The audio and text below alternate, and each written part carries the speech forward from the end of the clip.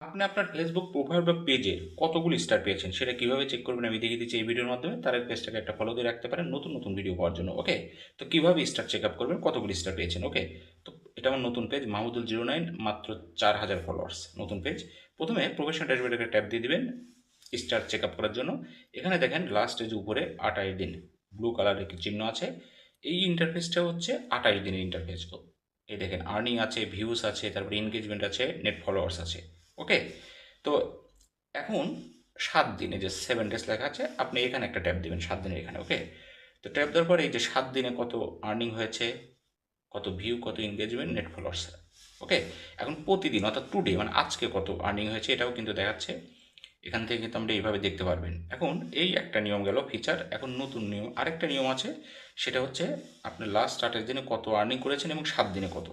প্রথমে এই যে মনিটাইজেশন একটা ট্যাপ দিয়ে দেবেন, এখানে দেখেন স্টার একটা অপশন আছে, স্টার একটা ক্লিক করে দেবেন যারা স্টার সেট পেয়েছেন। ওকে, স্টারে ক্লিক করে দেওয়ার পর এখান থেকে একটু খেয়াল করে দেখেন, এই দেখেন লাস্ট 28 দিন উপরে দেওয়া আছে।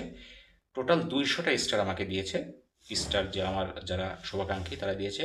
আর্নিং হচ্ছে মাত্র $2। নতুন পেজে আমি আবারও বলছি, তারপর এখানে একটা ট্যাপ দিবেন লাস্ট 7 দিনের দেখার জন্য। ওকে, তো এখানে ট্যাপ দেওয়ার পর এখানে দেখেন উইকলি চ্যালেঞ্জের যে আপনার ইয়ে দেয়, চ্যালেঞ্জটা দেয়, সেটা হচ্ছে যে 3টা পোস্টের জন্য 3টা পোস্টে 3টে স্টার উপরেরটার।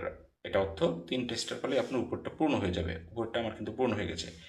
নিচেরটা আমরা যাই, receive at least 100 stars the week, অর্থাৎ এই সপ্তাহে আমাকে 100টা স্টারের চ্যালেঞ্জ ফেসবুক দিয়েছিল। 82টা হয়ে গেছে 100টার মধ্যে। ওকে, তো এইভাবে